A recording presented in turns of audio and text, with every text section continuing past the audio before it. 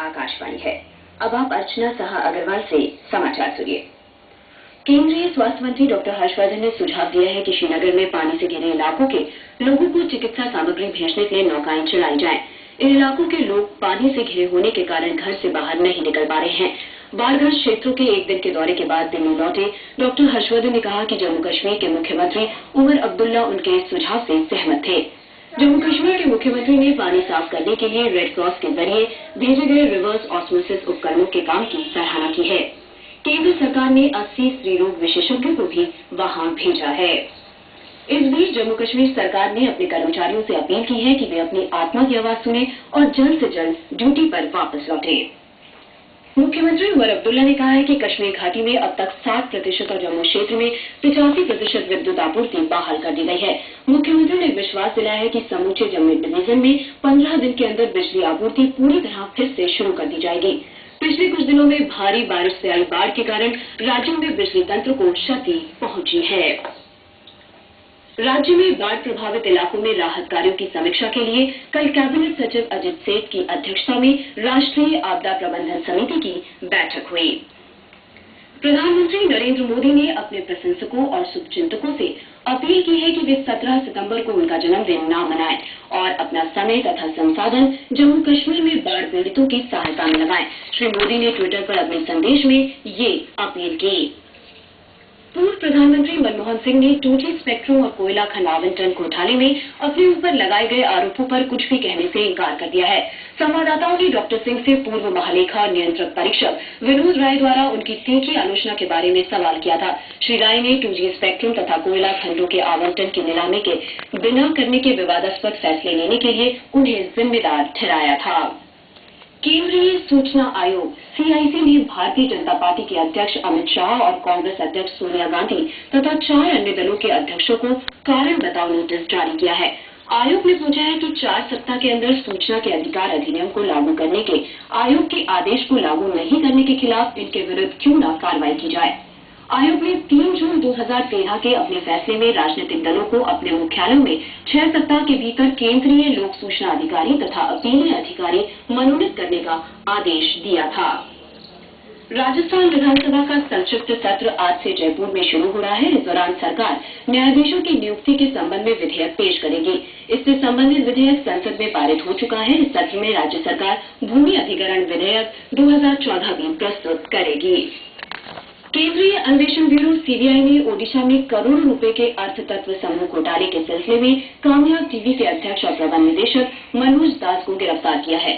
CBI सूत्रों के अनुसार इस मामले में ओडिया समाचार पत्र ओडिशा भास्कर के मालिक मधुसूदन मोहंती को भी हिरासत में लिया गया है। इन दोनों पर इस समूह के पैसे की हेराफेरी का आरोप है।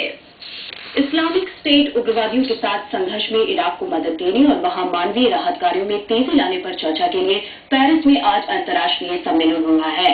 इस बैठक में अमेरिका के नेतृत्व में करीब 20 देशों के शीर्ष राजनयिक शामिल होंगे। इस्लामिक स्टेट उग्रवादियों ने इराक और सीरिया के बड़े हिस्सों पर कब्जा कर रखा है।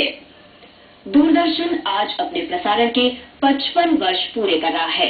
दूरदर्शन के प्रसारण की शुरुआत 15 सितंबर 1959 को हुई थी, जब तत्कालीन राष्ट्रपति राजेंद्र प्रसाद ने 5 किलोवाट के छोटे से ट्रांसमीटर के साथ दिल्ली में पहले प्रायोगिक केंद्र का उद्घाटन किया था।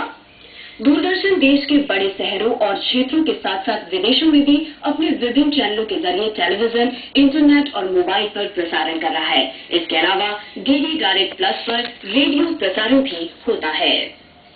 Davis cup world group playoff का दूसरा रिवर्स सिंगल मैच कल बारिश के कारण रोकना पड़ा। बंगलौर में भारत के यूकी भामरी और सर्बिया के फिलिप क्राइनोविच के बीच 5वें दौर का यह निर्णायक मैच जब रोका गया, उस समय तक क्राइनोविच ने 6-3, 4-4 से बढ़त ले ली थी। मैच आज आगे खेला जाएगा।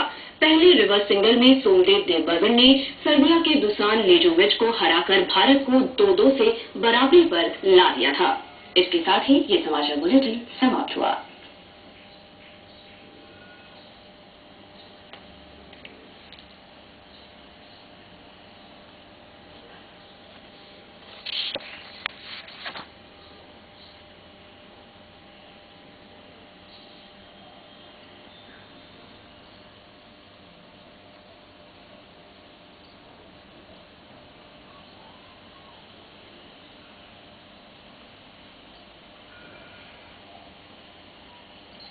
This is All India Radio. The news read by Itlendra Kishan Sharma.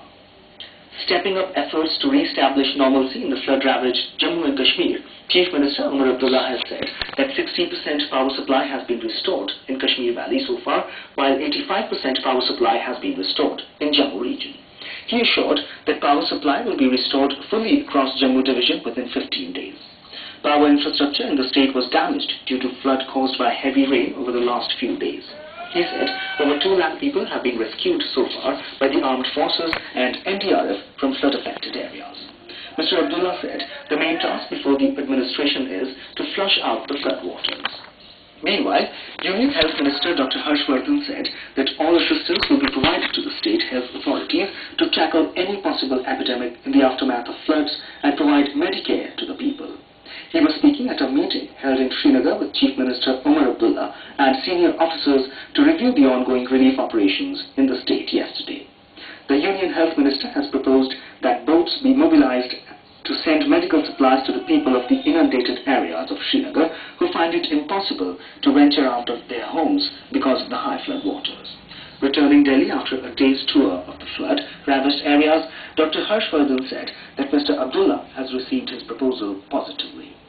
Road connectivity from Bhatti to Anantnag and Srinagar to Sonamarg has been restored. Road between Srinagar to Baramulla is now open for light vehicles. The National Crisis Management Committee, headed by Cabinet Secretary Ajit Seth, met in New Delhi yesterday to review relief work in flood-affected areas of Jammu and Kashmir.